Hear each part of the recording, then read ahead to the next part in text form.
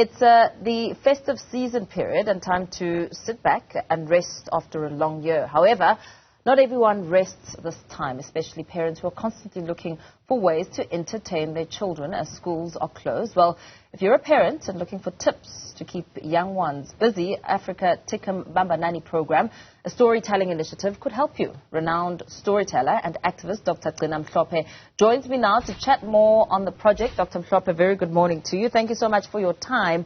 I suppose it's that time of the year when parents are tired and looking to really relax and ease into the new year with the festivities around them. But children want to be entertained. Talk to us about this exciting initiative. Okay, children want to be entertained, sanbonani. And the parents, no matter how tired they are, the children don't get tired, it seems. They've got endless reserves of energy. I think one of the most important things for young people is for them to feel that they are heard, because they've got many questions. And they want to play certain games, and they want to be free, especially young people who come from the cities and go to the rural areas. Other people think that, what are they going to do there? There's no Wi-Fi. The iPads, what are they going to do with the iPads and the cell phones and what? They run around like you won't believe it. They just are released. There's no security gate. There's no password of any kind. They're just running. They don't even know what hit them, with the open skies above them, with the open spaces. But also there are certain games that we used to play that we can share with our children. At first they will be, looking at this with trepidation, but the more excited you become, the more they know that it's something that maybe they can delve into. And in fact, in Zogdlula, I can beat you at this game, even though you're the one who taught me. And also, some people like to read with their children. I don't know how many parents have been calling us here at Gcina Masiko asking for books that they can buy for their children. Then they want to read for their children, with their children, especially in indigenous languages. How imperative is it? I mean, especially in indigenous languages, the beauty of storytelling and how it translates in the mind of a child, where they listen intently and then begin to build mental images of the characters, the atmosphere as the story is told in a passionate way. How imperative is that? I will say everybody tells us the story differently. If you expected one recipe for telling stories, everybody would run away. So everybody tells the story from their own personal way of communicating. And another thing, it's a one-on-one sometimes, or just the parent with 2 or 3 children, or sometimes they've got the visitors coming, and so if you at the most, maybe you've got 10 children, but you're sitting down in a more relaxed setting. It is not a performance, it is a sharing of stories.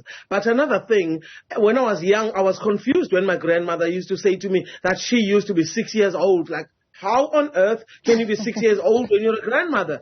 And so when you start telling your children the memories, sharing with them what you used to do when you were young, first of all, what? You used to do that?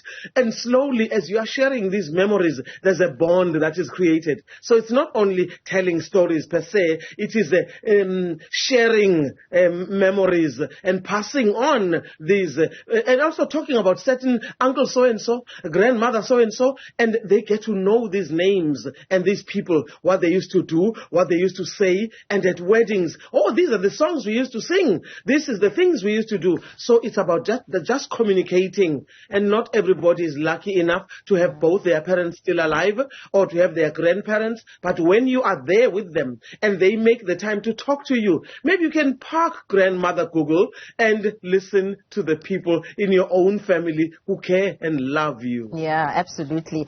In sharing those beautiful stories and memories, how does this now enrich the language skills and communication abilities of young people, especially during a time where we're seeing children unable to read for meaning? I think one of the things that you find, you cannot learn a language you cannot hear regularly. So when they are with their parents and spending time together, they pick up certain words. And I remember a young girl saying, "Izindoda kulo amuzi." And it's not called, you can't say izindoda, kuthiwa amadoda. And then you find a way of correcting the child. And the child learn, okay, you don't say this in plural. You don't say this is what. And why do people say sawubona or sanibonani?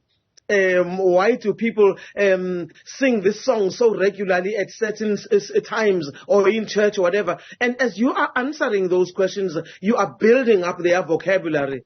And by the time you even just open a certain book or you are reading a magazine or a newspaper, you say, look at this. And it's something about a child who did something. It interests them because it's about another child. I don't know if you've noticed how children find a way of gravitating towards another child when grown-ups are very serious, looking the other way and not wanting to even say hello to each other. When a 3-4-year-old child sees another child, they just run to them. And then if you share with them something that is done by another child, they are very, very interested. And it's another way of reading for them, with them. And they take a gift back to school by the time the schools reopen. Dr. Mhlophe, more and more children are speaking English and moving away from really grasping the traditional languages at home, whether it's Setswana or Tsonga. How do we encourage children to take delight in learning and understanding their mother tongue? I think we should refrain from speaking only English to our children.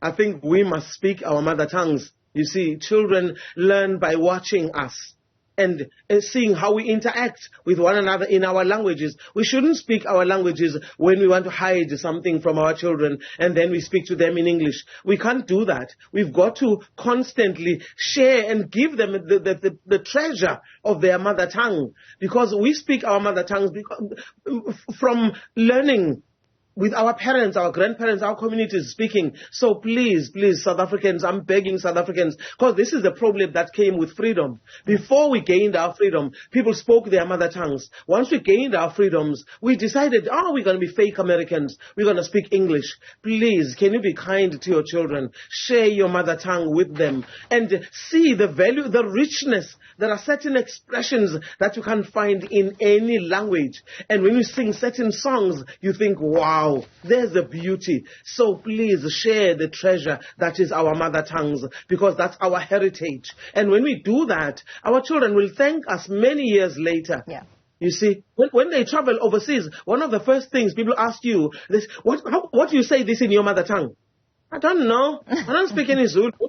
No, I don't speak Tivenda. No, I don't. And it's so unfair. And the people in those overseas countries are shocked. You come from South Africa.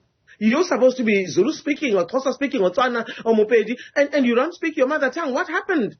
And the children feel embarrassed. Yeah, absolutely. Thank you so much. Thanks for your time, keeping the art of storytelling alive and encouraging children to speak their mother tongue. Dr. Gcina Mhlophe, storyteller and activist, speaking to us there. Thank you for your time.